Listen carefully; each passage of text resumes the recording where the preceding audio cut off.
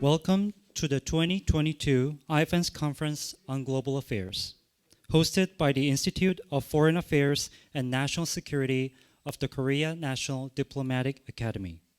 안녕하십니까? 이제 2022년 IFANS 국제문제회의를 시작하도록 하겠습니다.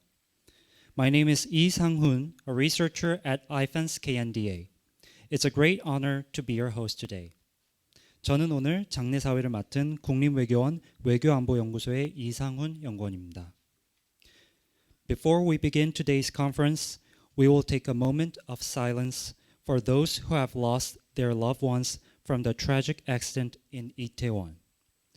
본 회의를 시작하기 전에 이태원 사고 사망자 및 가족을 애도하는 묵념의 시간을 갖겠습니다. 일동 묵념.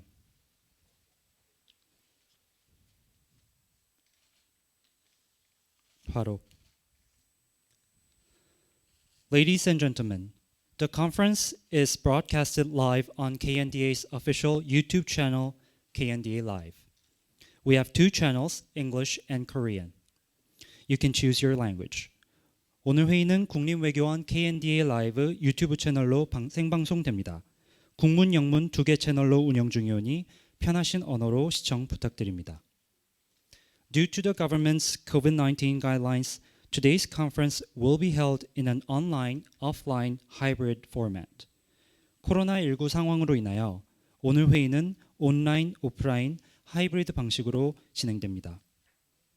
So today, we have an audience joining us via Zoom. Thank you for your participation in our conference. 따라서 오늘 회의에는 줌으로 참석하고 있는 참가자들이 있습니다. 오늘 함께 해주셔서 감사합니다. I'd like to remind you that today's conference will proceed in compliance with the quarantine guidelines of COVID-19. 오늘 회의는 코로나19 방역 지침을 준수하여 진행되고 있음을 다시 한번 안내드립니다. To start off this year's conference, we have prepared a short video. 2022년 IFANS Conference on Global Affairs의 히스토리와 외교적 토픽들을 엿볼 수 있는 영상을 함께 시청하시겠습니다.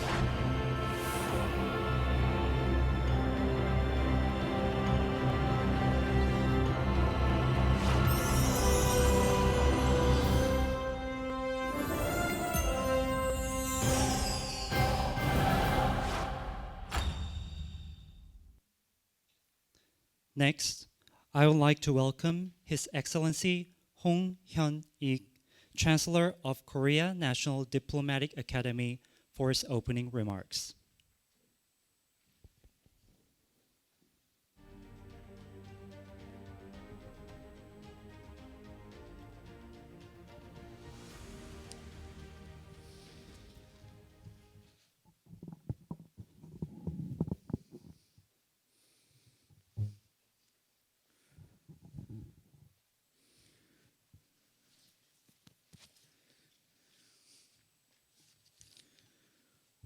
The Honorable Park Jin, Minister of Foreign Affairs of the Republic of Korea, esteemed scholars and professionals, honorable members of the diplomatic corps, and distinguished guests.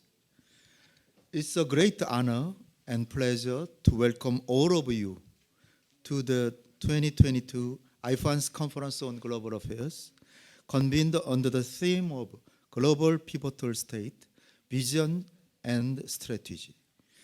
Let me extend my sincere gratitude to all of you who have taken part in this event despite your busy schedule. As many of you already know, the Yoon Suk-yeol administration's main foreign policy goal is to make South Korea a global pivotal state.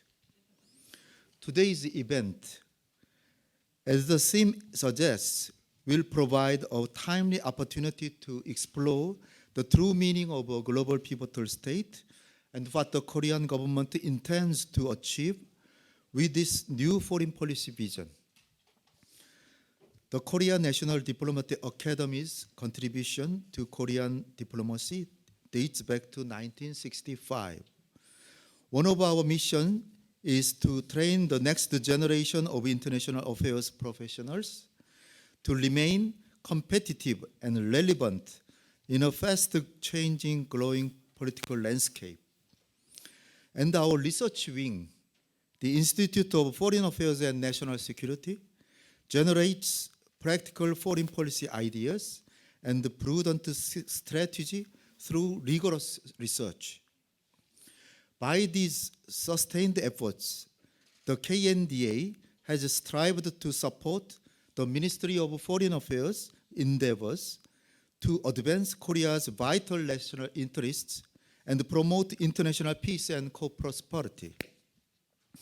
As Korea's top institute in the foreign and national security policy-making sphere, we have brought together many academic thought leaders to seek effective responses to emerging challenges of our time. Today's event is the latest in a series of efforts made by our institute to hear from renowned experts. The IFAN's Conference on Global Affairs is also referred to as our signature conference because it's biggest and the most significant event arranged by the KNDA every year. At this critical time, defined by an ever-evolving political landscape, Korea must act nimbly to promote national interests and work with regional and global partners to navigate shared challenges facing the world. In this sense, I believe we have chosen a timely theme for this year's conference. In today's sessions, we will share ideas on what Korea as a global pivotal state can do to address the challenges we face and shape a better future for the international community. Distinguished guests, amid a constantly evolving global security situation, Korea faces its own conundrums. North Korea continues to increase tensions in the region, and a wide range of economic and trade issues put pressure on our country. Korea also faces a challenging task of managing stable relations with the four regional powers, the US, China, Japan, and Russia. And tremendous regional and global challenges are complicating the strategic picture and demand our careful attention. The US and China have engaged in the long-standing and ever-intensifying strategic rivalry over the last 2 decades. Russian aggression on Ukraine could unleash a nuclear disaster. North Korea's uncurbed ambition for advancing its weapons of mass destruction and military provocations are posing serious security threats. Our government also needs to redefine relations with China and Japan. The resurgence of trade protectionism and the realignment of global supply chains around the world deserves our close attention too. With this in mind, all of us here today need to share deep thoughts on Korea's level-headed foreign policy to unravel the entangled Gordian knot of our time. Our first step today is to explore how to strengthen extended deterrence against North Korea's nuclear threat and vigilantly face down national security threats while bringing Pyongyang back to the negotiation table. We will then discuss various policy ideas to contribute to redoubling regional and international economic cooperation and promoting the international community's co-prosperity. Distinguished guests, ladies and gentlemen, I firmly believe that your clear-eyed insights and passionate discussions today will help us better live up to our President's vision for a global pivotal state with a carefully crafted foreign policy direction and wise strategies. Thank you very much once again for your presence today, ladies and gentlemen. My special appreciation goes to Korea's youths who will pave the path for Korean diplomacy. And the distinguished delegations of diplomatic corps, your presence with us today speaks volumes. Thank you for standing by Korea's side in our tireless diplomatic efforts. And lastly, I would like to thank my team at the KNDA, especially my colleagues at the Department of Asian and Pacific Studies, for their dedicated efforts at today's meticulous arrangement. Thank you.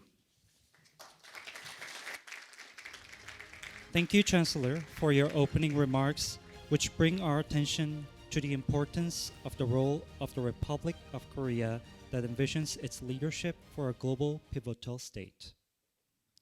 Now, His Excellency Park Jin, Minister of Foreign Affairs of RK, will deliver his keynote speech.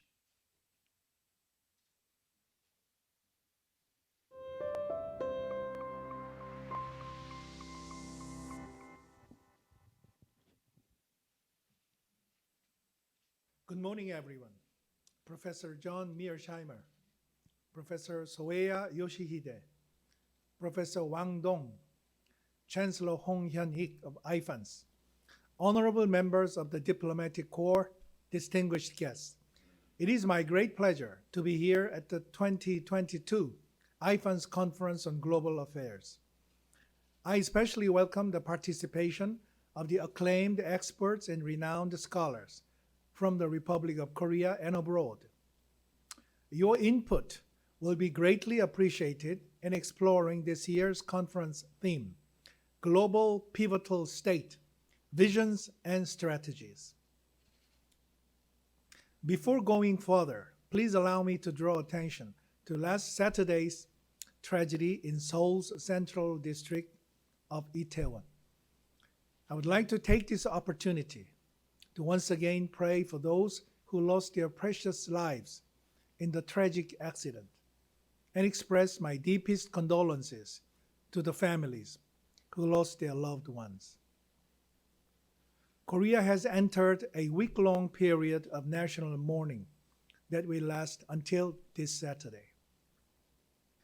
President Yoon Suk-yeol, in his first UN General Assembly keynote speech in September, laid out his diplomatic vision, emphasizing freedom and solidarity as answers to the global crisis.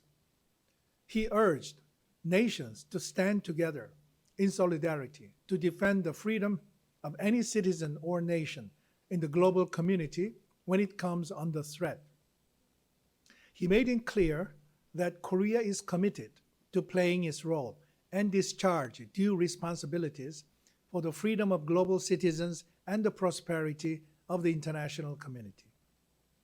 Today, we are witnessing the revival of traditional geopolitics. The heightened US-China great power competition and Russia's armed invasion of Ukraine. Other transnational challenges, including the COVID-19 pandemic, food and energy crisis, climate change, and supply chain disruptions, are also impacting our everyday lives in an unprecedented manner. And of course, North Korea's nuclear weapons and missile provocations remain a direct threat to the region and beyond. The Korean government is acutely aware of the complex security environment surrounding us. It is in this context that we are seeking to realize the vision of becoming a global pivotal state, or GPS, as we call it. The GPS vision we embrace will expand and advance our diplomacy in accordance with Korea's stature today, contributing to a free, peaceful, and prosperous world. Korea recovered from the ashes of the war 7 decades ago, becoming one of the world's top economic powerhouses in just over half a century. In 2009, Korea became the only OECD country that transitioned from an aid recipient to an aid donor. The Republic of Korea ranks as the 10th largest economy in the world, 9th in energy consumption, 8th in defense exports, 7th in trade volume and space exploration technology, 6th in nuclear power and military strength, 5th in car manufacturing and EV technology, 4th in internet penetration rate and patent registration, and movie box office sales, 3rd in manufacturing competitiveness, 2nd in R&D expenditure per GDP, and 1st in the use of industrial robots, as well as in the Bloomberg Innovation Index. Korea now stands shoulder to shoulder with the G7 countries in many ways. More importantly, Korea emerged from once an authoritarian country to a leading democracy in Asia. The 2021 Economist Intelligence Unit Democracy Index listed Korea as one of the world's top 20 democracies and one of the 5 full democracies in the Asian region, together with Australia, New Zealand, Taiwan, and Japan. The winning combination of economic success and free democracy has served as a critical driving force behind our soft power. From the K-pop supergroup BTS to the K-drama Squid Game, Korea became a cultural magnet as its pop culture has taken over the world. However, we cannot realize the GPS vision alone, as cooperation with the international community is essential. In this context, we will endeavor to upgrade our ties of cooperation with countries worldwide. Our alliance with the United States, forged in blood during the Korean War and firmly rooted in shared common values, has been the linchpin of peace and prosperity in the Indo-Pacific region. In May this year, President Yoon Suk-yeol and US President Joe Biden met in Seoul less than 2 weeks into President Yoon's office. The two presidents reaffirmed their unwavering commitment to peace and stability on the Korean Peninsula and beyond. The two presidents agreed to reactivate the high-level Extended Deterrence Strategy and Consultation Group, EDSCG, amid the escalating North Korean nuclear and missile threats. The 2+2 EDSCG meeting held in September highlighted the commitment of the two countries to strengthen extended deterrence cooperation using all elements of national power. The two leaders also agreed to upgrade the alliance into a global, comprehensive, strategic alliance to jointly tackle the new challenges of the 21st century. Our alliance is evolving from a traditional military alliance into an economic and technological alliance with a renewed focus on a broader range of issues. Our two countries will continue to work hand in glove towards building a more free and prosperous world, upholding the rules-based international order through which we have co-authored unprecedented success stories as close partners. Korea and Japan are the closest neighbors and key partners that share universal values, such as democracy and a free market economy. With Japan, we should squarely face the past history and move toward a future-oriented partnership. Back in August, President Yoon Suk-yeol mentioned in his National Liberation Day speech that Japan is our partner as we face common threats, challenging the freedom of global citizens. He also mentioned that we could solve historical issues when our relations move toward a shared future. In late September, the two leaders, President Yoon Suk-yeol and Prime Minister Kishida Fumio, met on the margins of the UN General Assembly in New York City. The meeting took a highly significant step toward improving our bilateral ties. Also, I have met my Japanese counterpart, Foreign Minister Hayashi Yoshimasa, 4 times within the last 5 months to explore ways to improve our bilateral relationship. We will work toward resuming top-level shuttle diplomacy and continue to seek reasonable solutions for pending issues based on restored trust between the two countries. We are also committed to strengthening ROK, US, Japan trilateral cooperation in the face of North Korea's ever-growing nuclear and missile threats and evolving regional and global challenges. In this respect, 2022 has been a watershed year. The leaders held the first trilateral summit in almost 5 years on the sidelines of the NATO summit in June and reaffirmed their commitment to strengthening trilateral cooperation across shared interest. The 3 foreign ministers from ROK, US, and Japan subsequently met in July in Phnom Penh and in September in New York to follow up on the summit. We will continue to collaborate on our common agendas and identify areas for substantial cooperation. This year marks the 30th anniversary of bilateral diplomatic relations between Korea and China. China is Korea's neighbor and largest trade partner. We will seek to advance our shared interest based on mutual respect by working with China to expand our cooperation on supply chains, health, climate change, and the environment. We will also strengthen our communication and strategic dialogue to avoid misunderstandings between the two countries. We intend to conduct firm and unwavering diplomacy based on principles concerning national security and cultural and historical identity. With China's new leadership in place now, we look forward to maintaining the momentum for high-level exchanges between the two countries. We stand ready to enhance cooperation with ASEAN countries and expand our diplomatic horizons into the Indo-Pacific. In this vein, we are participating in the Indo-Pacific Economic Framework and developing our own Indo-Pacific strategy with ASEAN at its heart.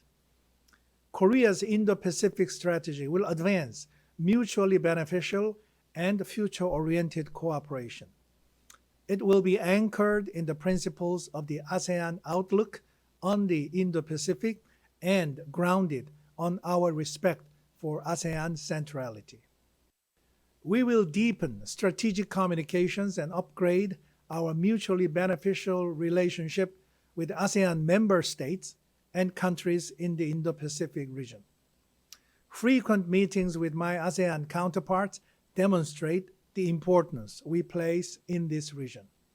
Since taking office in May, I have visited 4 ASEAN countries, Singapore, Indonesia, Cambodia, and Vietnam, and met with 8 foreign ministers from ASEAN.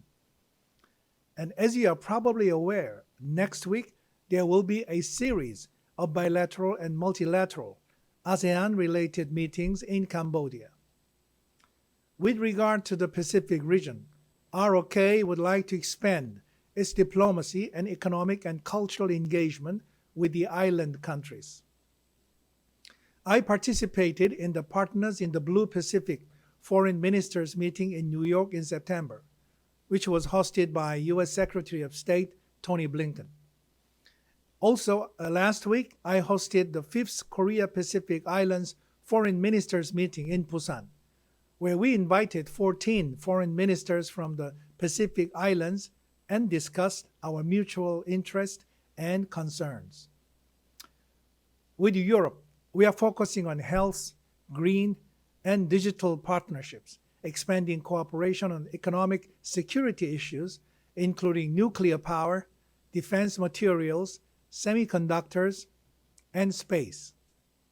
Rooted in the shared values of democracy, freedom, human rights, and the rule of law, our relationship with Europe and Canada is essential for building a coalition of like-minded countries that promotes technology cooperation.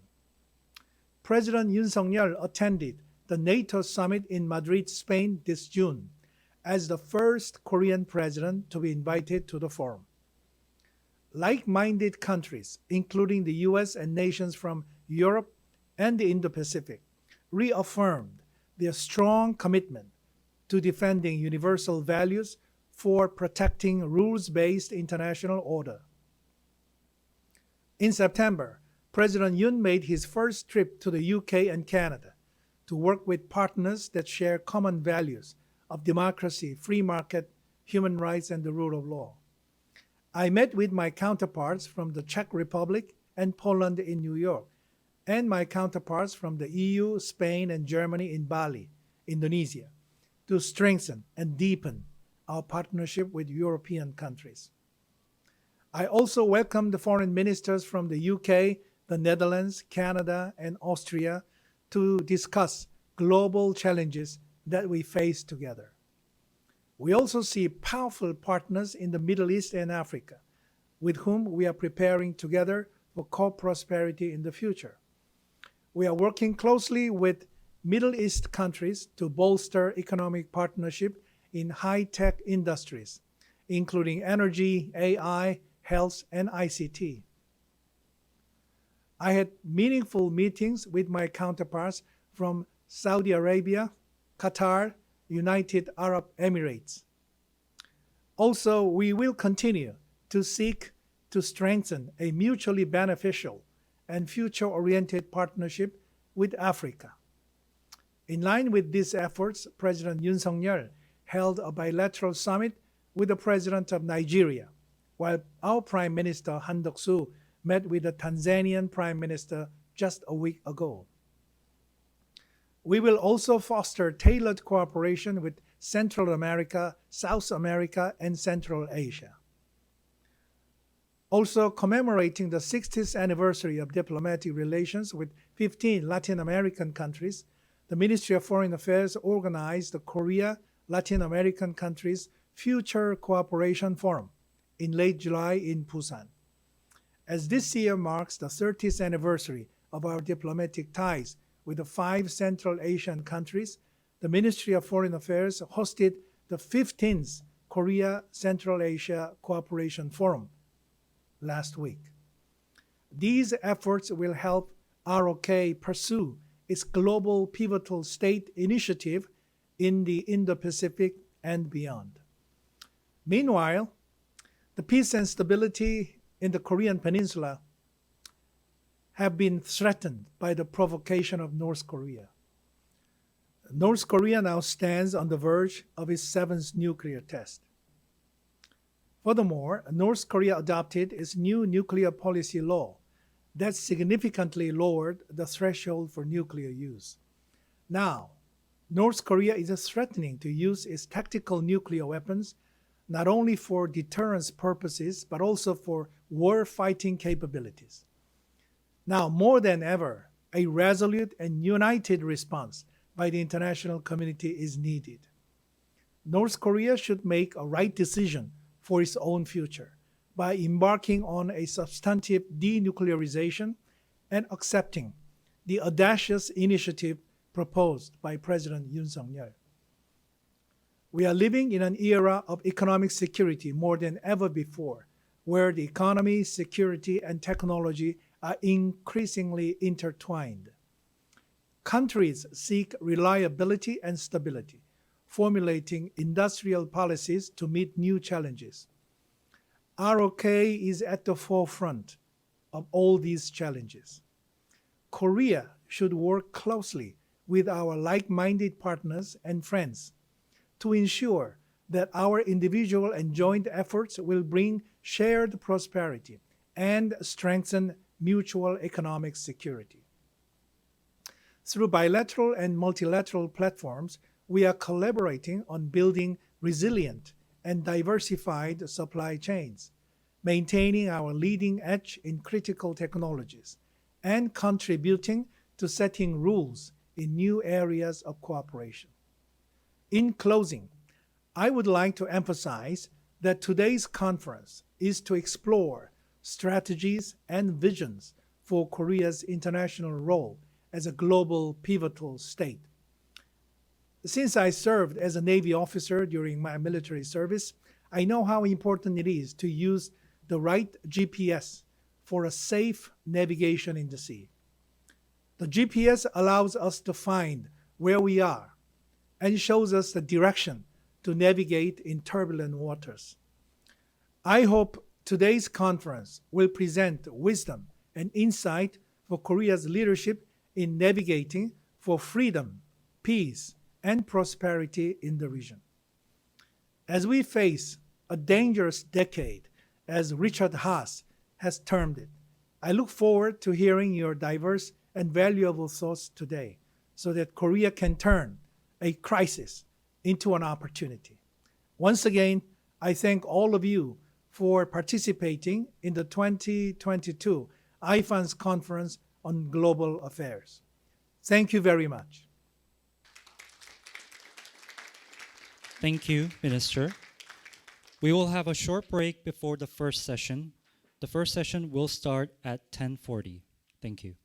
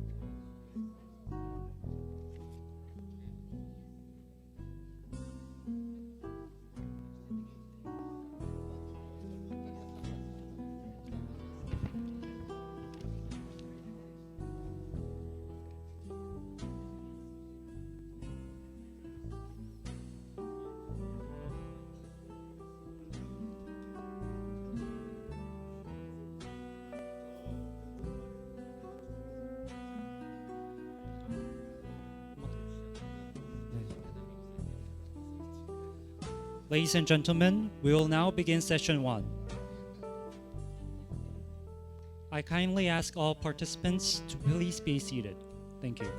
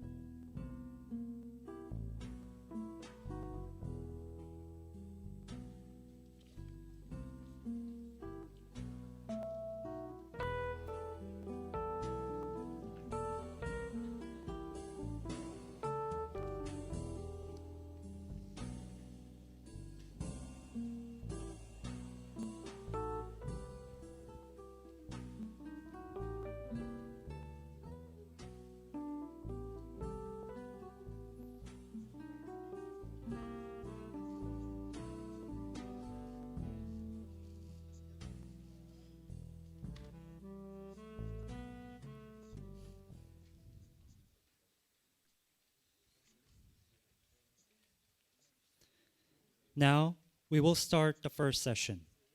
Please welcome the moderator of this session, His Excellency Hyun In-taek, former Minister of Unifications of the Republic of Korea. Mr. Hyun, the floor is yours. Thank you.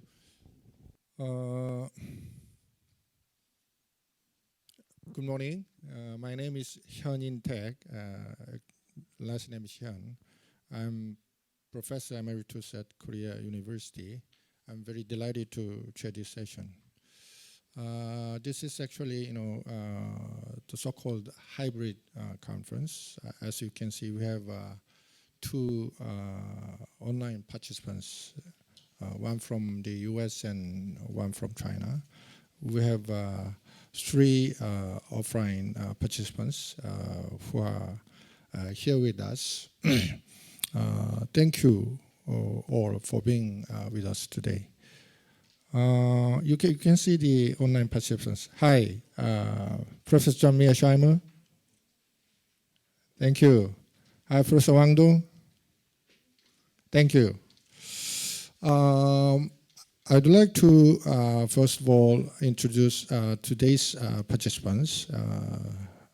First of all, Professor John Mearsheimer is the Wendell Harrison Distinguished Service Professor of Political Science at the University of Chicago, where he has taught since 1982. He graduated from West Point in 1970, has a PhD in political science from Cornell University in 1981, has written extensively about security issues and international politics. Among his 6 books, The Tragedy of Great Power Politics in 2001 won the Joseph Lepgold Book Prize, and the Israel Lobby and U.S. Foreign Policy with Stephen Walt in 2007 made the New York Times bestseller list and has been translated into 25 languages. His latest book is The Great Delusion, Liberal Ideas and International Realities in 2018, which won the 2019 Best Book of the Year award from the World Discussion Conference, Moscow. In addition, he has a forthcoming book with Sebastian Rosato, Homo Theoreticus, Rationality in International Politics. He has also written numerous articles and op-eds that have appeared in International Security, London Review of Books, Foreign Affairs, the Financial Times, and the New York Times. In 2003, he was elected to the American Academy of Arts and Sciences. And in 2020, he won the James Madison Award, which is given once every 3 years by the American Political Science Association to an American political scientist who has made a distinguished scholarly contribution to political science. Thank you for being with us today. Professor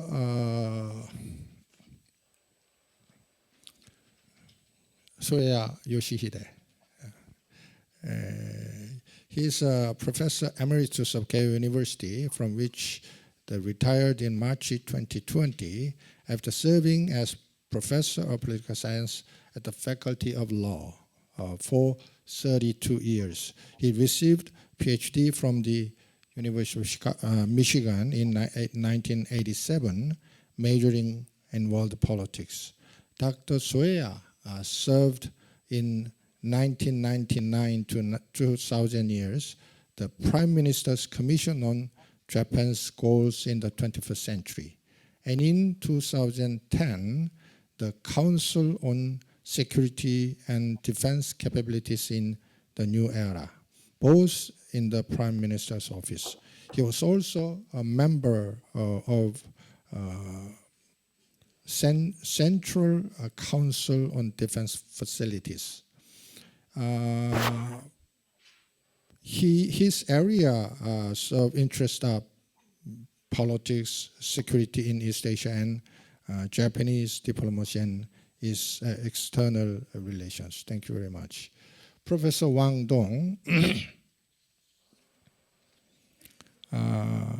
is a full professor with tenure at School of International Studies, Peking University. Professor Wang also serves as Deputy Director of the Office for Humanities and Social Sciences and Executive Director of the Institute for Global Cooperation and Understanding, both at Peking University. Professor Wang Dong received his PhD in political science from UCLA. Dr. Wang has written extensively on international relations and China's foreign policy. His articles appear in leading academic journals and media outlets such as the Journal of Conflict Resolution, Diplomatic History, the Pacific Review, and Foreign Affairs, and also the New York Times. He also sits on the editorial boards of several leading academic journals in China and abroad. He is the author and editor of 6 English language publications as Re-Globalization, When China Meets the World Again, and other journals. Dr. Wang has attended several premier international forums and tracked 2 dialogues as a Chinese delegate, including Summer Davos, the Munich Security Conference, and the Shangri-La Dialogue. Dr. Wang was named a Munich Young Leader in 2016, the only awardee from China, and was selected by the inaugural program of preeminent young scholars of Beijing in 2018. Thank you very much for being with us today. Ambassador Yona Donobarat, sit over there, has been ambassador for the Kingdom of the Netherlands to the Republic of Korea since August 2019. Prior to moving to Seoul, she served 4 years as the Dutch ambassador in Sri Lanka, also covering the Maldives. Previous postings include Poland and Mexico, representing the Netherlands, and being a female ambassador, she has a strong opinion on climate change issues and gender equality. Having a background in landscape architecture, she has a keen interest in architecture and sustainability. Joanna is married and has 2 daughters. Thank you very much. Lastly, but not least, Dr. Kim Hyun-ho. He's currently professor and Director General at Korea National Diplomatic Academy. His research areas include U.S. ROK alliance, U.S. DPRK relations, and Northeast Asian security. He was an advisory member for the National Security Council and the Ministry of Unification, and is now a standing member for the National Unification Advisory Council. He's also a senior advisor for the Joint Chiefs of Staff, and he's also an honorary research fellow at the Korean National Academy. He was a visiting scholar at UC San Diego in 2014 and at George Washington University in 2020 to 2021. He has finished his PhD and MA in political science from Brown University and worked at the University of Southern California as a postdoctoral fellow. He received his BA in political science from Yonsei University. He can be reached at that you can see the email number at the booklet. Now,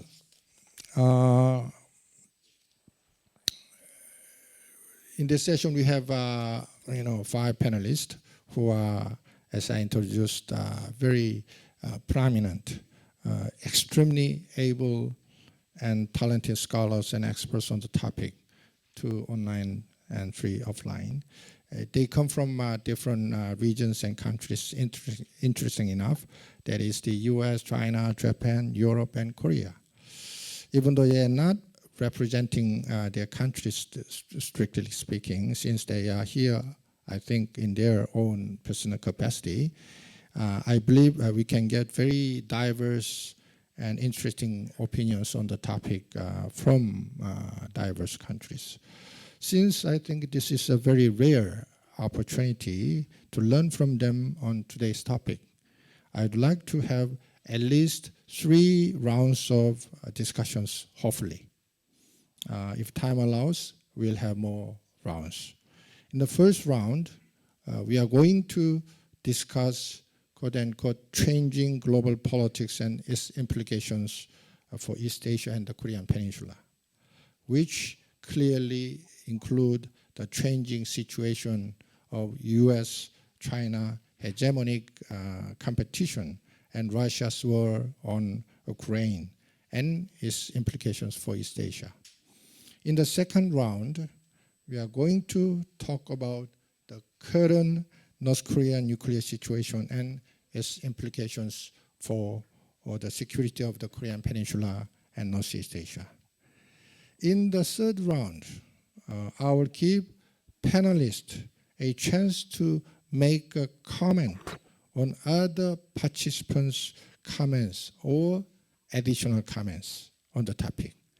If time allows, I'll open the floor to have some comments and questions. Now, I would like to talk about the global politics and its implications for East Asia and the Korean Peninsula. First of all, Professor Mearsheimer, can you hear me? I can hear you clearly. Good. Can you hear me?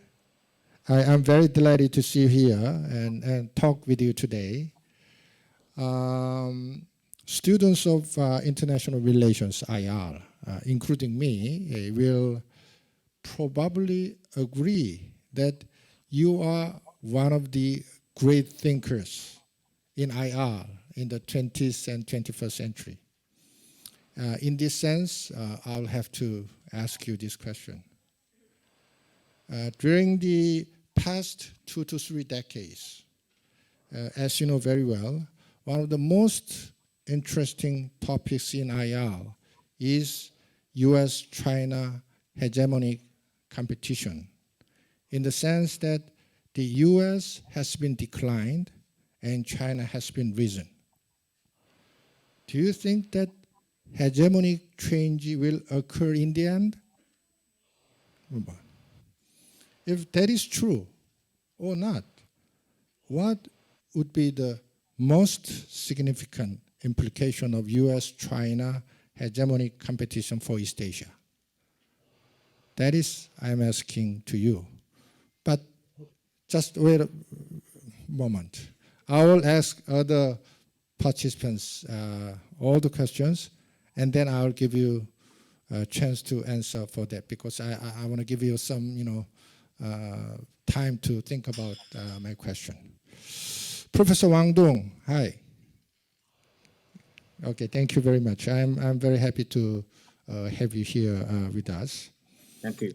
I have two specific questions for you regarding the topic. One is, I think it is evident that China's COVID zero policy and its aftermath, and U.S. policies such as its semiconductor policy toward China, have negatively affected Chinese economy. Some of the experts think that it will structurally impact China's rise as a hegemonic power. Do you agree with that? President Xi's third term will overcome this difficulty? That's the number one question. Number two question is related to the Taiwan issue. As you know very well, the tension in the Taiwan Straits has been highlighted during the past few years. Now, some of the US experts and even government officials openly talked about the possibility of China's use of force against Taiwan. In the 20th Congress of China's Communist Party, President Xi clearly stated that China will put the quote-unquote stronger military and intensifying pressure to seize Taiwan. Do you believe it will occur soon? Interestingly enough, one US general said that it will occur within a year. If it occurs, what will be the military and strategic implications for the entire region in East Asia or Northeast Asia? That's the question that I wanted to give you. Professor Soya, very nice to see you here.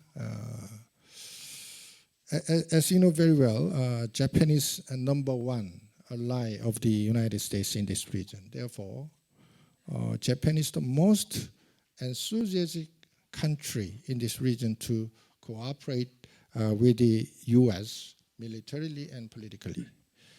Japan is a member of Quad and strong political supporter for the United States. Currently, Japan has been also strengthening the relationship with even Australia, for that matter. However, the US-China hegemonic rivalry has been intensifying during the past several years, to those actually decades. What will be Japan's worst nightmare in the possible scenarios in the US-China hegemonic competition or China's assertive behaviors? Thank you very much. Ambassador Novara, I'm very happy to have you today. I know that you are, lastly joined, conference, so I'm very happy to see you here. I'd like to ask you a question on Russia's war against Ukraine, because you come from Europe. And number one, I don't know whether and when this war will end, but war will end someday, right? The question seems to me is how the war and its aftermath will affect Russia. Russia could and would remain a powerful country if not a global power, in the end? That's number one question. Number two question is, what is the most important lesson of this war for the European countries? Number three, Russia's war on Ukraine has, I think, both negative and positive outcomes. Negative outcome is, definitely, undoubtedly, war itself. Another probably negative outcome is the fragility or vulnerability of European energy security. Because European energy security is, seems to me is very weak.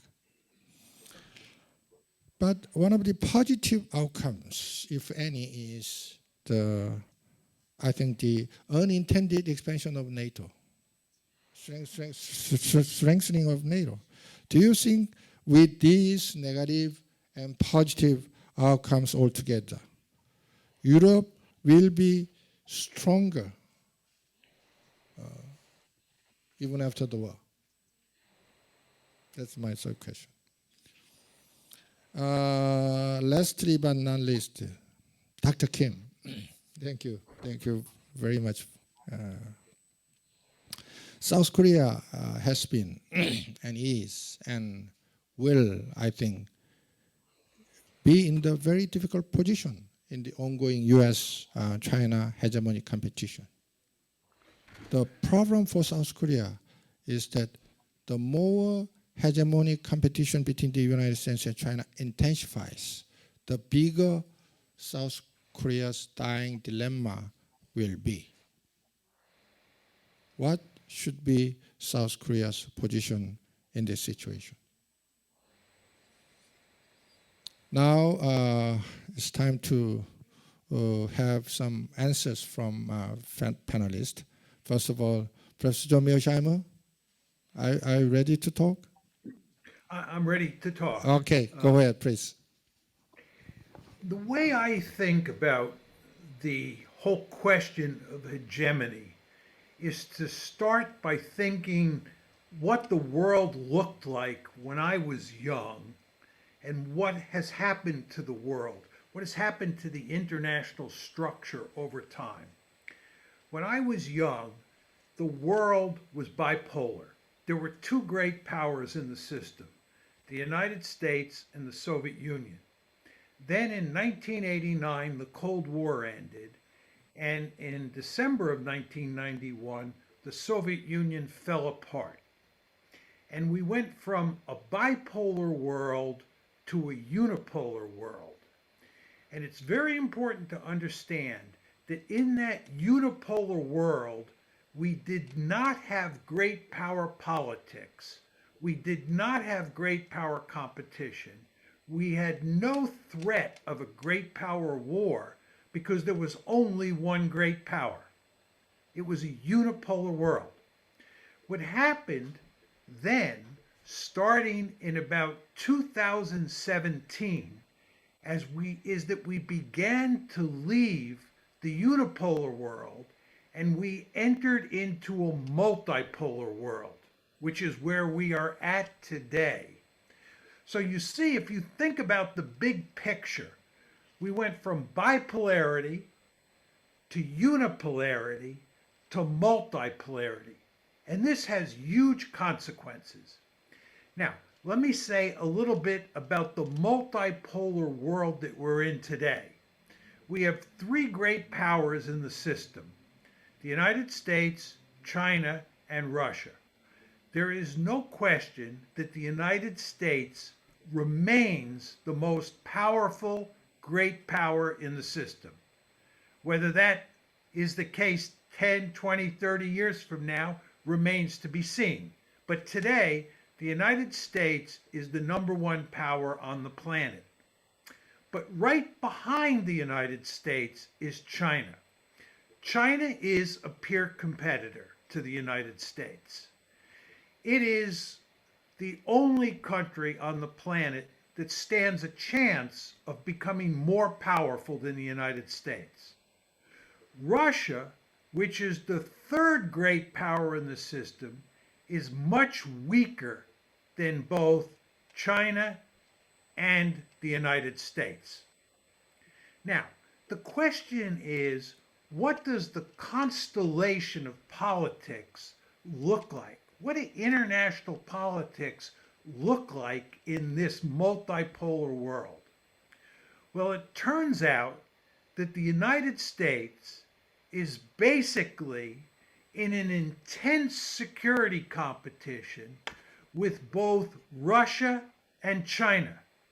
One could make an argument that the United States is at war with Russia in Ukraine, that the United States is doing everything but pulling the trigger and pushing the buttons in terms of the Ukrainian fighters taking on the Russians.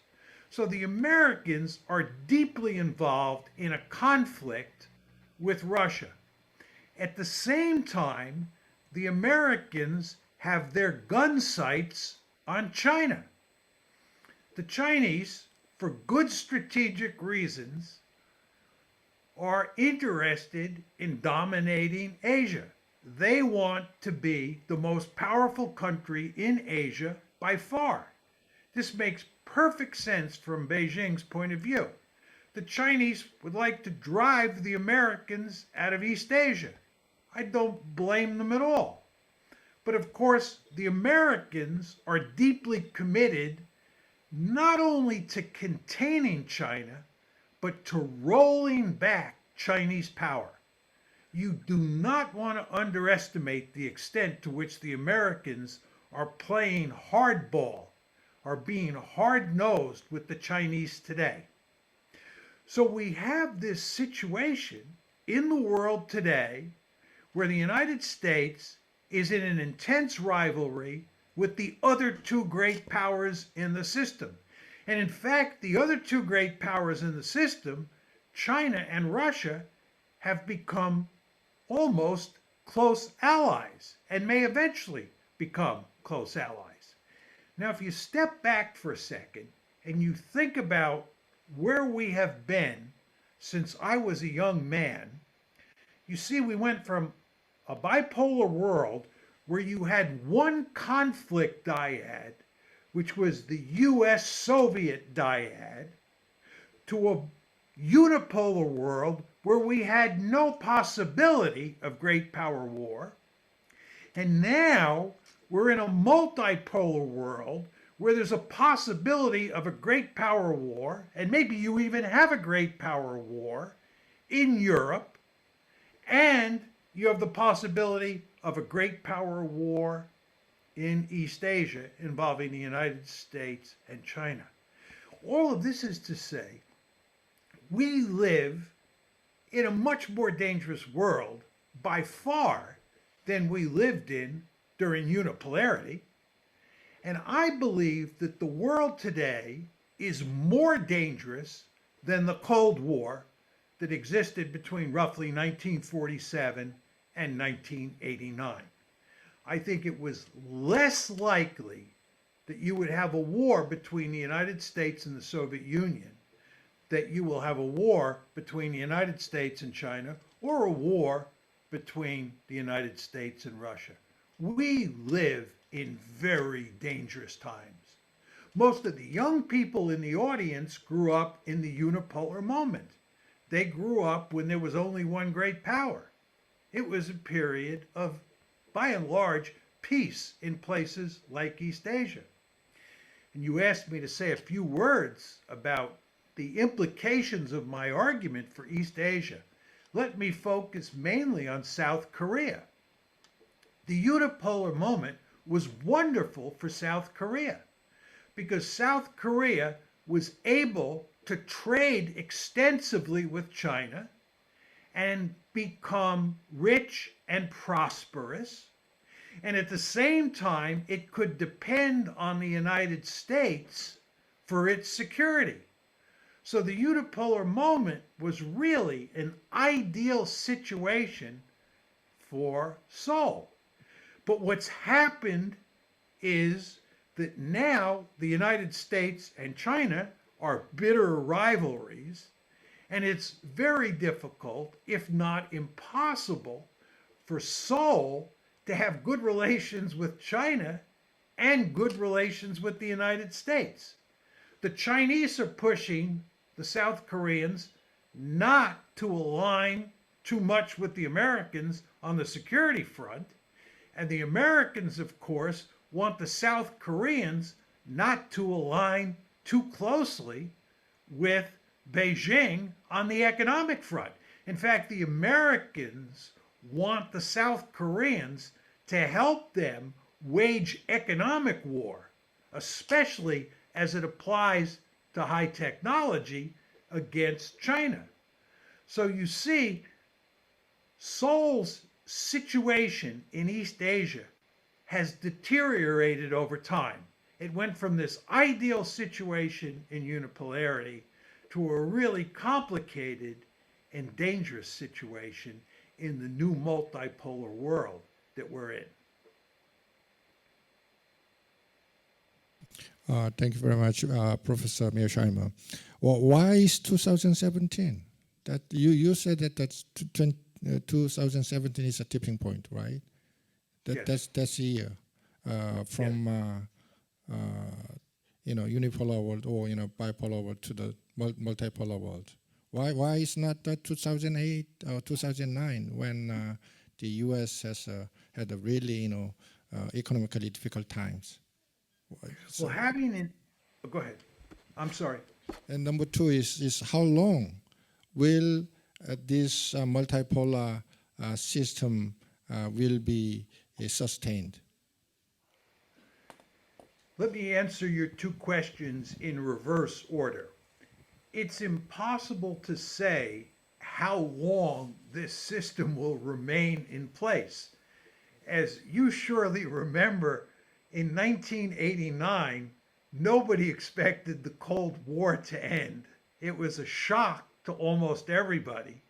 And then when the Soviet Union disintegrated in December of 1991, people were further shocked by what had happened. Nobody had anticipated that.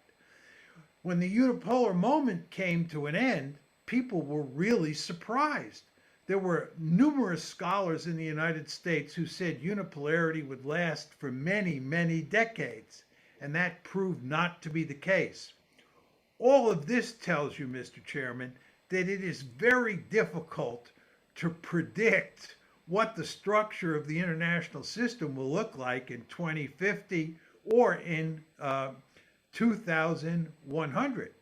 I would note to you, by the way, that what concerns me as an American, and I'm sure this is what concerns Professor Dong Wang as a Chinese, is what the balance of power between the United States and China is going to look like in 30 years or 40 years. Is China going to continue to grow at a truly impressive rate? Is it going to hit the flat of the curve? Are the Americans going to continue to grow at a rapid rate or a slow rate? I think there's no way we can answer those questions. That's all to say that what the balance of power looks like, even if we're in a multipolar system, what the balance of power looks like between China and the United States moving forward is very hard to say. So that's the answer to your second question. The answer to your first question is, why do I pick 2017? And let me just say that 2017 is a rough estimate. I think you could say 2018, 2016. I think 2017 is a good number. I don't use 2008 and the fact that we had a financial crisis because I don't think that's important. What matters is how much power each country in the system has. And just to go back to the 1990s, in the 1990s, China did not have the necessary wealth to become a great power. To become a great power, you have to have lots of people, you have to have a large population, and you have to have lots of wealth. You have to be rich. China was not rich. But what happened in the 90s, and then over the course of the 23 years that have transpired in the 21st century is that China grew and grew more wealthy. And I would argue that by 2017, its wealth and its military capability, and of course, that military capability is built on that wealth, had reached the point where it was effectively a great power. It had the military might to seriously compete with the United States. The Russians are the other country that in the 1990s was not a great power. Russia was a basket case. It was a disaster in the 1990s under Boris Yeltsin. But as we all know, Vladimir Putin became the president in 2000. And slowly but steadily, over the course of the first 15 or so years of the 2000s, Putin brought Russia back from the dead. And I would argue that by 2017, if you look at Russian military capabilities, if you look at the state of the Russian economy, it can easily be classified as a great power. So what I'm telling you is that as a result of engagement with regard to China, and as a result of Putin's efforts to bring the Russians back from the dead, by 2017, roughly, you had a situation where the United States was no longer, by far, the most powerful state in the system. There were two other poles, Russia, China, and of course, the United States. Thank you very much, Professor Mearsheimer. Professor Wang Dong is he here? Well, Professor Wang, okay. Now it's your turn. So Thank you. all right. Thank you. Yeah. Thank you, Minister Hume. I was wondering if because you asked me two questions, one on COVID and another on Taiwan. Is it okay that I also briefly touch upon the U.S.-China question? Because I think that was also among the notes that you sent to us previously. Okay, just very briefly. Yes, China is rising. And the power transition is taking place. And I think everyone is recognizing that. But the problem is China seeking to challenge or replace American hegemony? I really don't think so. Because being a hegemon, we have Professor Mearsheimer here, who I also have admired for so many years, since my graduate school years. You know, being a hegemon or hegemonic power really means that you get to be hated by everyone in the international system. Right? So why would China want to follow the footsteps of the United States and become another hegemonic power and then gets hated by everyone else in the world? I think that's not really what China wanted. And also, I think China's goal, declared goal, is to achieve the great rejuvenation of the Chinese people. But I don't think the great rejuvenation of the Chinese people would be preconditioned on the downfall of American hegemony. It's not necessary to put that, as a precondition. And actually, I think here is what China wants. And first and foremost, to deliver better livelihood to the Chinese people. And secondly, to defend China's sovereignty and territorial integrity and its right to development. And thirdly, also to become one of the global leading powers that, of course, will play a critical role, the leadership role in global affairs, but not a hegemonic power position. So that will be my brief answer to follow Professor Mearsheimer's comment. Now, the question on COVID. Speaking of COVID, we are really talking about one of the greatest public health crises unseen in century, which I think up to date, if I remember correctly, have already claimed the lives of 6.5 million people worldwide. And in the United States alone, I think over 1 million people have died of the disease. That's a real tragedy. And it is one of the biggest challenges I think every nation is facing right now. So every life is priceless. And that's why I think the Chinese government is putting utmost efforts to try to contain the pandemic. And we call it the people-centered or putting people's life first policy. And of course, in the process of doing that, we will have to incur economic pains, just as many other countries in the world. But that's also, I think, in a way, Chinese policymakers would believe, the necessary price we have to pay to protect the lives of all the people. But also another thing I think is very important is that China's policy is actually called dynamic zero COVID.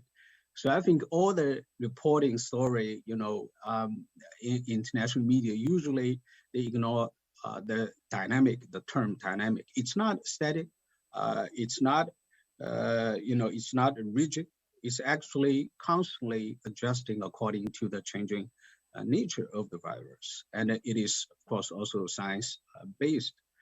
So my belief is that as, the whole humanity, whole international altogether, we are fighting the COVID. I think eventually we will prevail. I think eventually the pandemic will be over, and the global economy will come out of this the current pains and obstacles, challenges it is facing now. So that will be my question answer to your second question, Taiwan issue.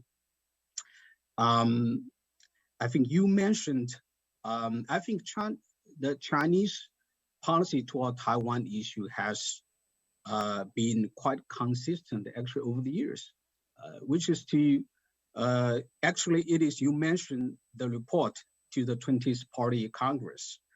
And I would strongly actually recommend that all dear friends to read the reports very carefully and in its entirety, because it's going to be arguably one of the most important document that will guide China's policies, domestic and foreign, in the next 5 years and beyond. And there's a specific section actually devoted to the Taiwan issue, which also, here is accurate quotation. It says that China will make utmost efforts with greatest sincerity to pursue peaceful reunification. But meanwhile, China will not renounce the right to use of force. And that is understandable because as a sovereign nation, China, of course, has the right to use force to defend its sovereignty. And that will serve a way as a credible deterrence to Taiwan independence. So taken as a whole, I think we also have to come to a sort of correct, I think, interpretation of what China's policy is toward the Taiwan issue. And in fact, let me just allow me to say one more thing, then I will stop. Now I understand a lot of the critics in the United States and elsewhere, they actually blame China, sort of accuse China being the root causes of the instability in cross-strait relations in recent years. But I think we also, as analysts, as experts, as scholars, I think we probably wanted to have enlarge, our the time span a little bit, because just think about back a few years ago, not long ago actually, in November 2015, I think the Secretary General of Chinese Communist Party, Xi Jinping, held a historic meeting with the chairman of the KMT, Ma Ying-jeou, right? And that was the time was billed as one of the best times in cross relations.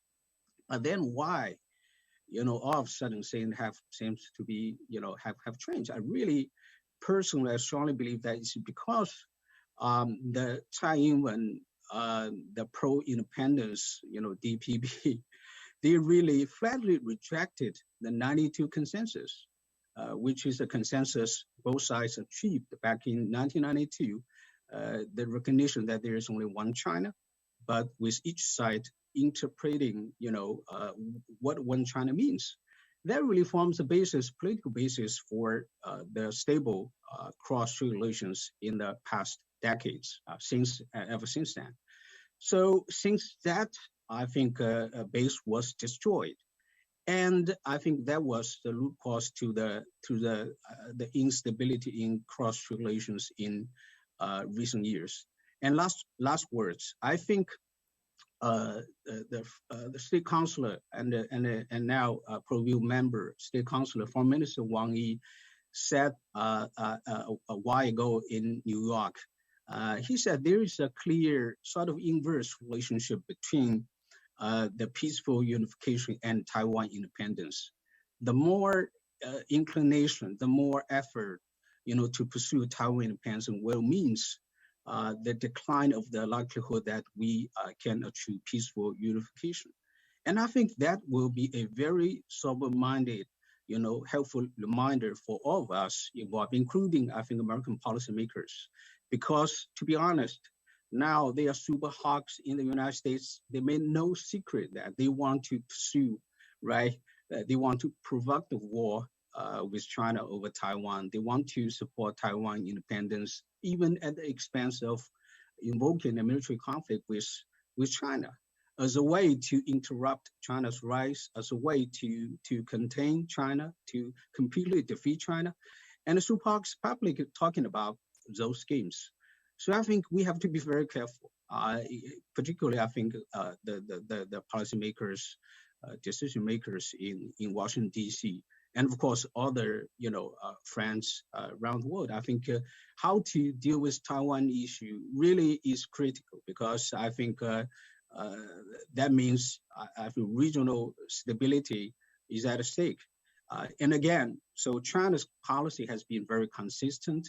But we also understand it's a very complicated issue. There are pro-independent forces, both on the island and also abroad, make the whole matter extremely, although parallels in a way. But we have to manage this anyway, and we do believe that the international community actually stand by China's side. Thank you. Thank you very much, Professor Wang Dong. Now I want to invite Professor Soea. Go ahead.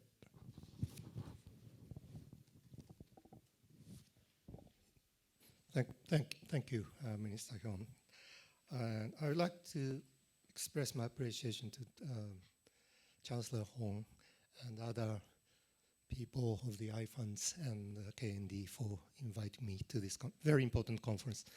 3 years ago in 2019, I was also invited to this same conference, and Chancellor at that time was Yoon Dong-min, current ambassador to Japan. And I'm very glad that I was not forgotten and re-invited this year. And at this very important time of change.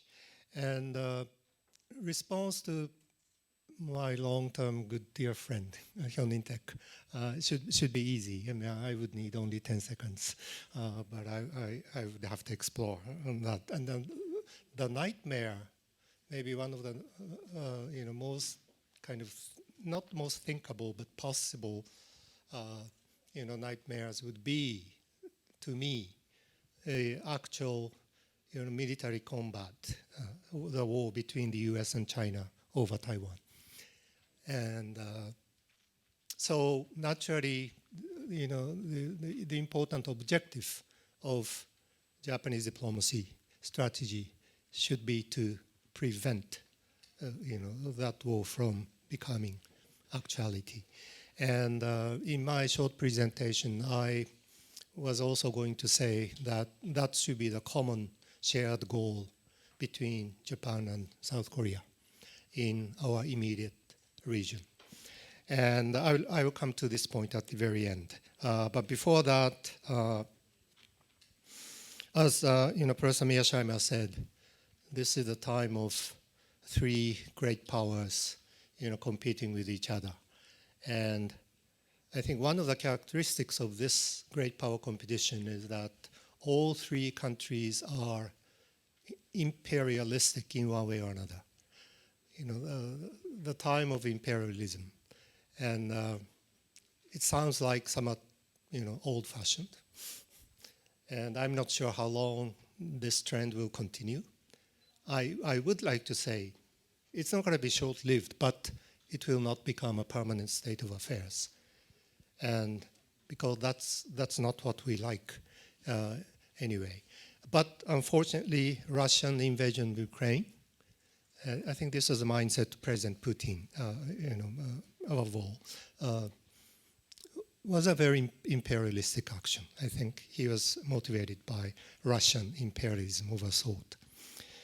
And China case, I would also argue that China also appears to be inspired by its own imperialistic impulse.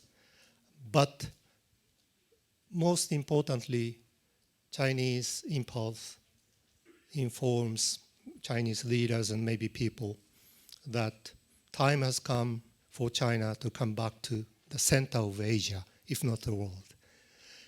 And I think this is a natural impulse. And as China, grew this big, rich, and militarily powerful, and Asia used to be, that way. It was a China-centered Asia, and it's understandable in a way. But the question is whether other people will like it or not, and how they will take and respond to Chinese sort of return of its own impulse as a central country in Asia. And so therefore, US is the biggest obstacle, as Professor Miyashima implied. And I don't know whether China looks at it as a feasible scenario to chase US out of Asia. Maybe not.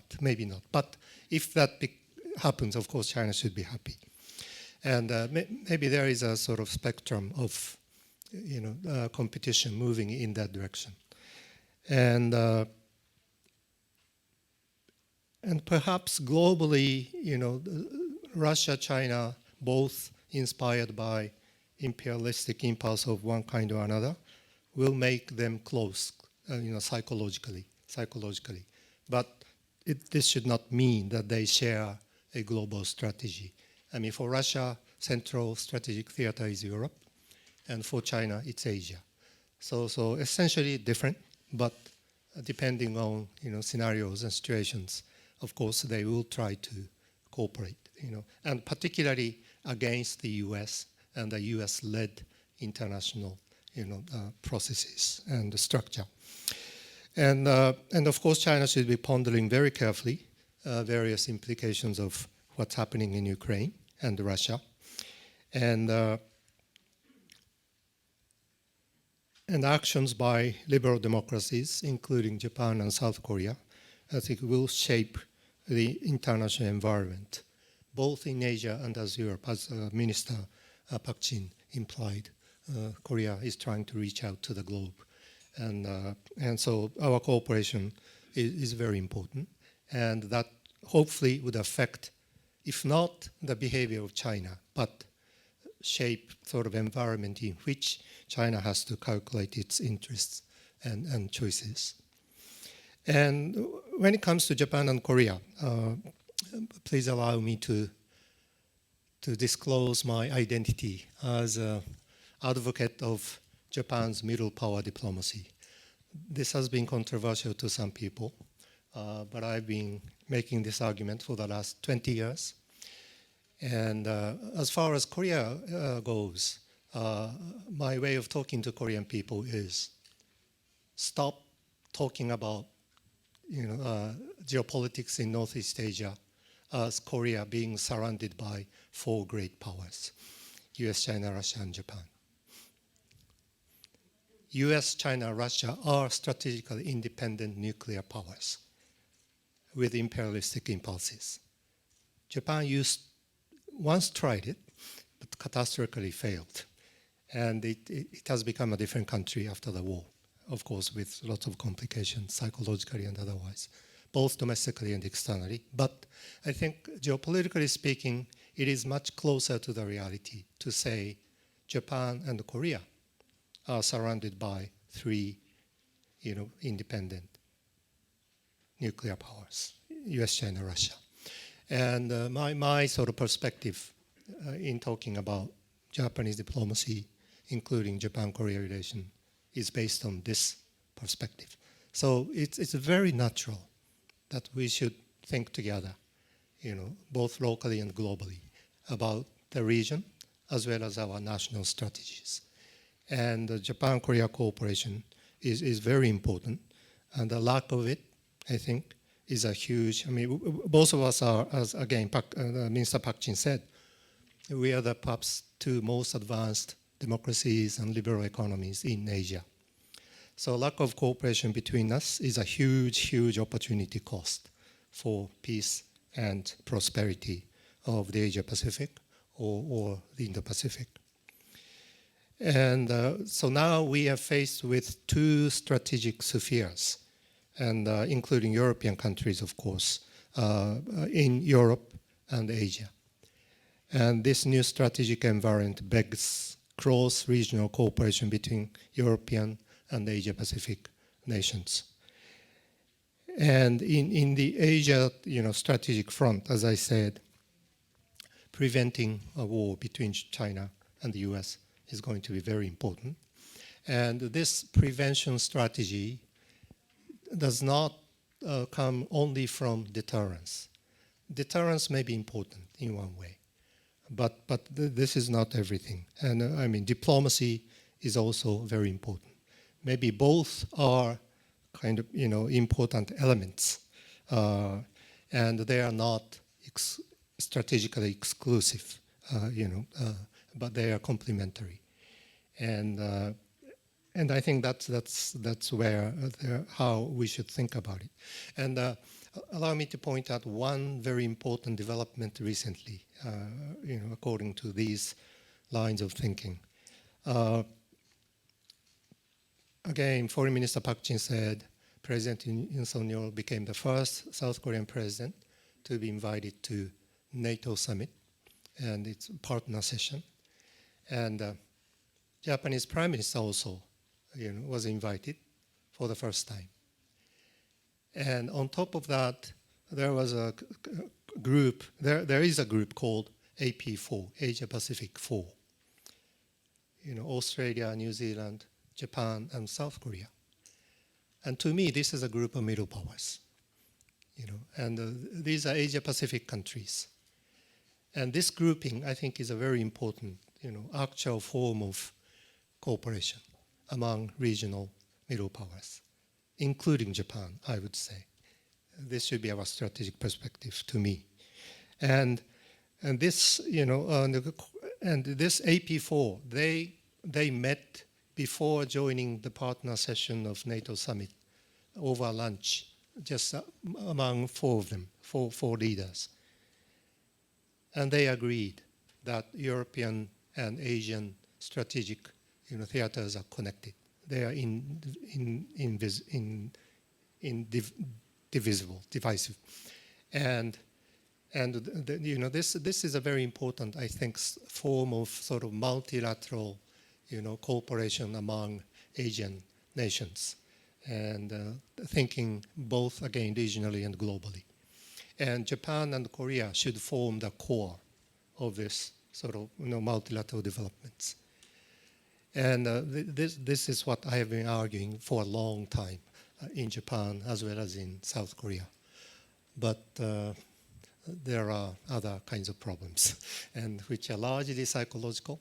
So all we have to do is to think, I think, strategically and rationally and reasonably. And we have to overcome, our bilateral issues, because we are bigger than, just countries which can afford to be preoccupied with only bilateral things, And that's exactly the theme of the session. And my hope is Japan and Korea will do that together. So I'll stop here. And preventing war, over Taiwan. I think Korea can join it. If we ask Korea to be part of deterrence, I understand some difficulties domestically. But if you change the questions, issued, and let's work together to prevent the war, because it's going to be a nightmare. It's going to affect everybody, including China. And our economies will be disastrous, instantly. And our lives will be, I don't know, the scenario that I don't want to think about, but trying to prevent it, we can think about it. Yeah. Thank you very much, Professor Soya. His middle power theory is quite well known here, and I think it's very, new insights on the power politics in East Asia. Thank you very much in that sense. Ambassador Donald Barrett, now is your turn. Thank you. Thank you very much, and thank you very much for having me. I'm replacing here the head of the EU delegation, Maria. So I'm representing right now the EU and not the Netherlands, but we have a lot of in common. So first of all, yes, the Russian war against Ukraine and the lessons learned or the implications for the European Union and NATO. I would describe the implications and the lessons of the Russian war against Ukraine as catalyst. It really accelerated existing developments, and let me explain that.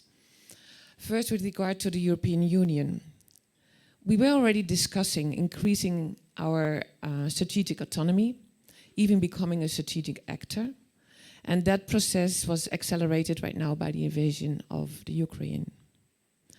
Regarding military developments, the EU has delivered military aid to the Ukraine and coordinated aid by its member states.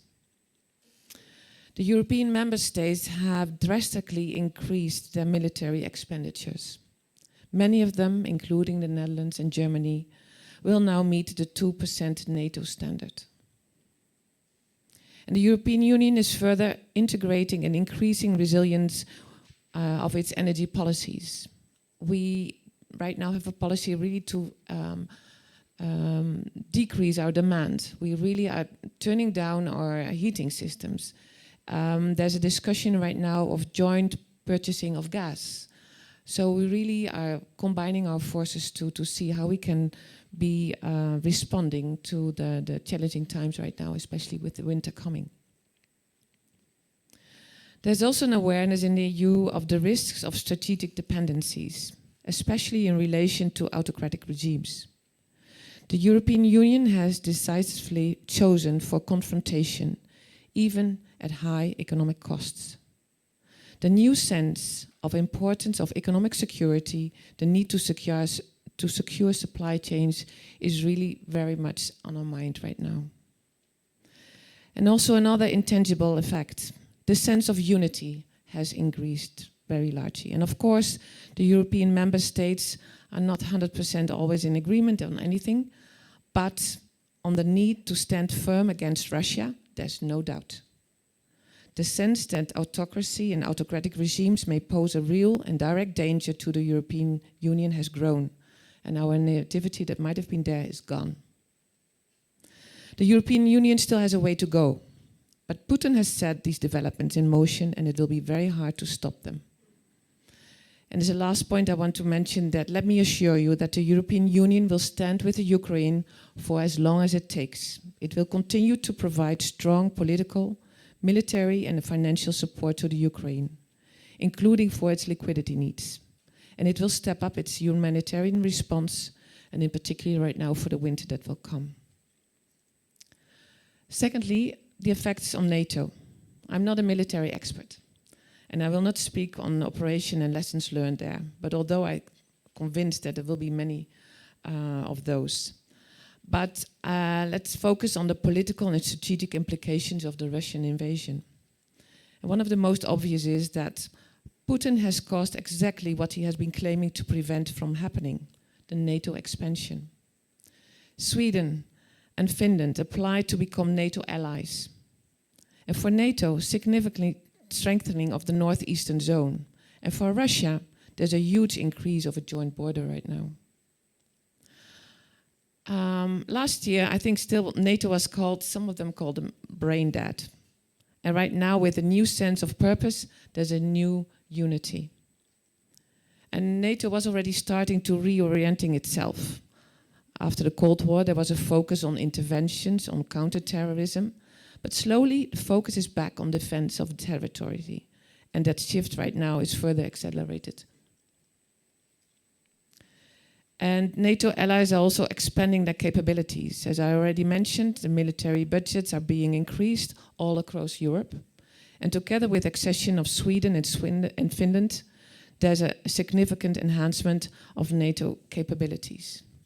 I think these were the remarks that I wanted to make. And there's also an implication, of course, for the Republic of Korea. But I can also react to that later. I don't know if I have time for that. Yes. Yes? So you can see that Korea right now finds itself in a potentially challenging region, including a big autocratic neighbor and a smaller nuclear-armed dictatorship that is expanding its arsenals rapidly and with which it's technically still at war. It's important to keep in mind what lessons all the countries in the region, not just the ROK, could learn from the Russian invasion and the responses to it. And more in general, the Russian attack is a direct threat to the international rules-based order, which is the cornerstone of peace and security, especially for smaller and middle powers. And even though the ROK's armed forces are among the world's strongest, the ROK still relies on the rules-based order for its security. And I think all countries could be concerned with the following. So the gross violations of laws of war with deliberate attacks on civilians and civilian infrastructure. The gross violations of prohibition of armed attacks on other countries, which is the cornerstone of the security of all of us. The high energy prices due to invasion of the Ukraine can directly also affect Korea.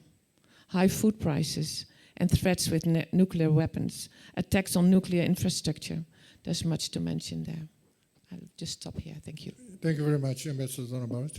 Now, Dr. Kim. Yes, thank you to invite me to be a panelist in this honorable meeting, which is most important meeting for the Korean National Diplomatic Academy. And I thank Chancellor Hong for organizing this meeting. Yeah, the question that I have gotten was how to deal with South Korea's dilemma in this U.S.-China competition. I think it's getting again a zero-sum game. I think the U.S.-China competition finally has been redefined as a systemic competition, which has been described again in the national security strategy of Biden government. I think South Korea and all other countries might have the same problem, but South Korea now is in a big dilemma. We used to have some diplomatic space to be in the middle between US and China, even during the George Bush government and Obama government, and even during the Trump government. But one of the important features of Biden government's China policy is that it stresses to its allies and partners to be with the United States. So it's a zero-sum game. We definitely are urged to make a choice between US and China. But I think of the fundamental dilemma that South Korea is posed is that we are geographically within the Chinese continent. But our thinking and systems, both political and economic, belongs to the United States. That's how the history of US-South Korea alliance has evolved so far. So what we are worrying about is what if the US goes away? What if the US hegemony sometime disappears? How do we have to deal with China? Do we have to go back to a historical relationship between South Korea and China? I think that kinds of concern is rising now amongst the South Korean people. That's a fundamental agony we have to deal with. And I think that's why we want to stick to the United States rather than China. Our body is within the Chinese continent, but we cannot just ignore our political and epistemological and economic system that we have been living so far. So that's, I think, the fundamental dilemma we have. Of course, several residual dilemmas are there, both security and economic. As the US-China competition becomes severe, any measures that we try to pose against North Korean threat, I think it's viewed by China as a threat to China. One of the examples is THAAD deployment. South Korea now, especially now, a lot of new missiles, strategic missiles of North Korea, and possible test of nuclear weapons of North Korea poses a much more serious threat to South Korea. And some things like U.S. strategic assets and THAAD deployment or additional THAAD deployment to South Korea is very important for the security of South Korea. And that is viewed by China as a threat to China. And that's one of the dilemma that we have to deal with. I mean, recently, South Korean foreign minister made it clear that there will be no 3-no policies about their deployment, which has been agreed between Moon Jae-in government and China when there was that deployment by the United States. And also, of course, there is an economic dilemma we have to deal with. This is something that is relevant to a very strange feature of the current US-China competition. I think we have been in the era of globalization from the 1980s. And Biden government's China policies and pressuring China is against globalization. It's trying to monopolize global supply chains on key industry areas and disrupting global supply chains. And it is against the era of globalization. So that is giving some unexpected agonies to countries like South Korea. But more serious issue is what is happening in China. After the Xi Jinping's renewal of his third term,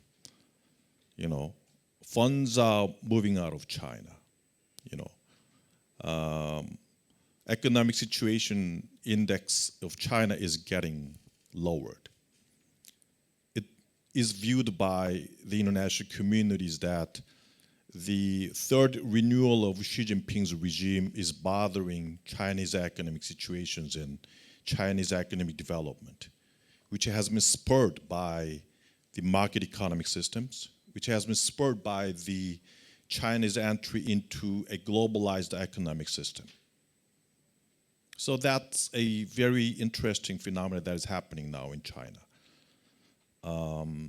Many people kind of thought that the U.S. policy toward China, I think which has been the China policy of Clinton government, The Clinton government, made China to enter the WTO, tried to make China much more market economic system, and tried to make it as a tool to, democratize China. And it didn't succeed. That's what experts were mentioning. Maybe yes, it did not succeed. It was a failure. And that's why Trump and Biden is taking a much more robust and hawkish policy toward China. But what is happening now in China, a clash between authoritarian regime and globalization and market economic system, that kind of hinges me that maybe that kind of policies, the Clinton government policies, so-called economics, can spill over into political field, might not be a failure yet. It looked like a failure in the beginning, but I think that might be something that would be a very big impact on the Chinese, democratization and authoritarian regime and the economic phenomenon of China in the future. I'm rather, tilting toward the United States than China about who would be the winner of the U.S.-China competition. I agree with Dr. Mearsheimer that it's not easy to predict about the future, but what is good about the United States is the U.S. still has its own liberal international order that it has made ever since the beginning of the Cold War period. It has made a lot of global infrastructure, United Nations, WTO, GATT system, global U.S. forces in the world, things like that, which has been working and still working for the sake of the United States' interests. And I think that's something that makes the United States upper dog over China in the competition between U.S. and China. About the question from the Professor Hyun-In Tak, I'm thinking what the South Korea has to deal with the U.S.-China competition. First, I think there should be a very clear definition of what is the vital interests of South Korea. When you deal with China, China always emphasized the core interests. And I think it's now time for South Korea to define what is our vital interests and to make a continuous positions about what vital interests are about and what the security strategy of South Korea should be in the future. And second solution I might think about is I agree with Dr. Soeya that Japan-South Korea cooperation is very important now. I think we will be the only country that is left alone in this area without nuclear weapons. Maybe this is a question that I want to ask Dr. Mearsheimer, but my question to, may I ask a question to Dr. Mearsheimer? Very quick question. Yes, thank you. Professor Mearsheimer, I think one of the hottest issue now is whether Russia would really be using its low-yield nuclear weapons, and what will be the NATO's response to Russia's possible use of low-yield nuclear weapons. Would NATO use nuclear weapons to deal with Russia's possible nuclear weapons? And more important issue is that in Asia there are no nukes, no US nukes. And we are worrying about possible North Korea's use of low nuclear weapons. And maybe Japanese government are worrying about possible use of China's, tactical nuclear weapons in case of Taiwan contingency issues. And we don't have any tools to respond to that because we don't have any US nukes, which is different from the NATO case. So what do you think about all these things? What is the possibility of, Russia's and China's and North Korea's use of low nuclear weapons, and what do you think will be the possible response by the United States against that? That's the question. Thank you. Thank you very much. Dr. Kim's question is, I think, is quite, important. So I want to give Professor Mearsheimer to answer for that question in your answers regarding the North Korean nuclear issue. Later, I'll give you a question on North Korea, okay? And together with this, you can answer Dr. Kim's question later. Now we are going to have a second round. The topic is North Korea. As far as I know, Ambassador Donabarat should leave around 2:10. So I want to ask her first, and then have her answer.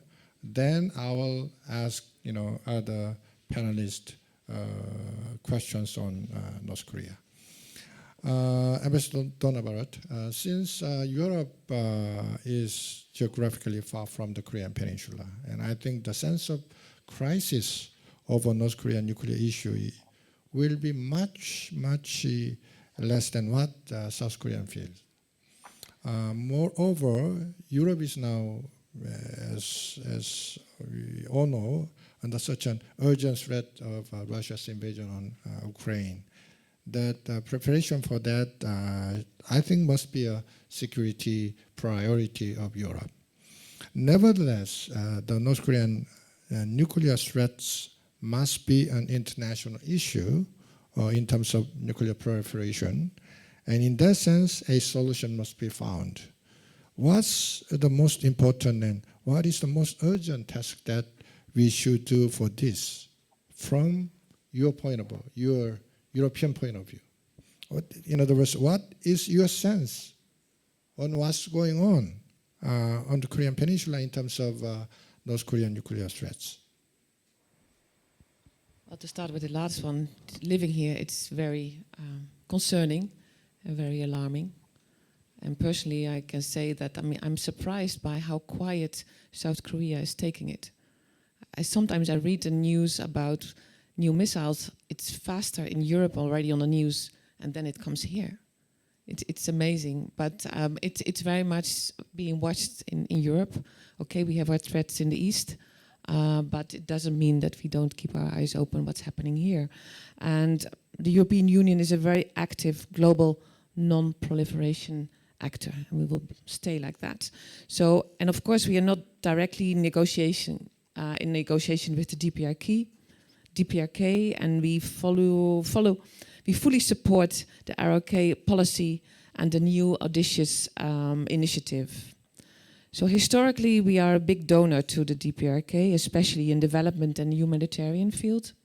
And in that sense, in the future too, the EU is definitely ready to help on that front. And the EU also helps with the sticks. Examples, the EU and the EU member states are actively supporting the sanctions regime and crucially also its implementation.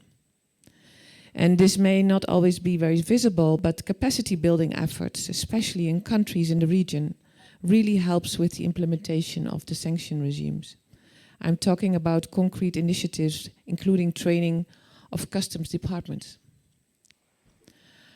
And the EU is a global leader on fighting cybercrime and increasing cybersecurity, and that includes also the sanctions mechanisms on our own. And it's not specifically aimed at the DPRK, but it should be mentioned here as cybercrime is a very important part of the DPRK's income. And the same goes for human rights.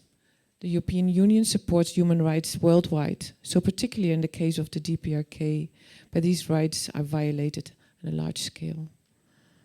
But I think it's very important to realize that we really attach a lot of value on the Non-Proliferation Act. So we really stick to that. And also the discussions right now mentioning here that ROK is considering nuclear weapons, it's very worrisome, because if we start, where do we go? And we really attach to that NPT. Thank you. Thank you very much, Ambassador.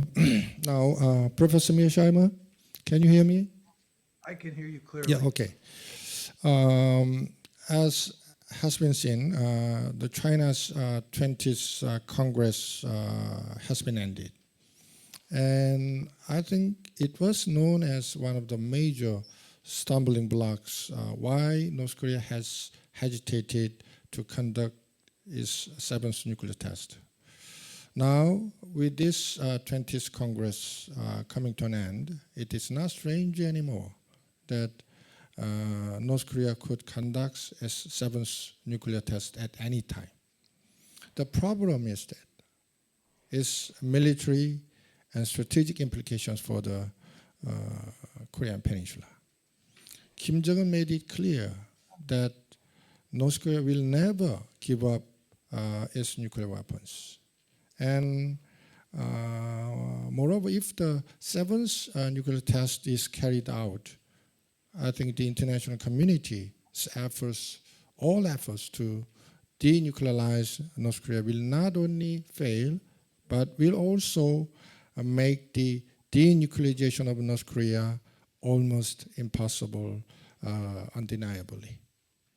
Therefore, there have been various views on the U.S. strategic stance on this situation in the U.S.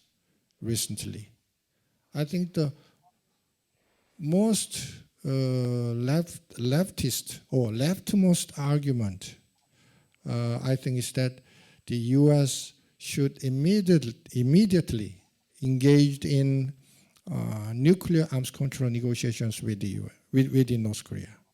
Perhaps the rightmost argument, I think, as Mr. John Bolton argues, is that the North Korean regime change is the only solution.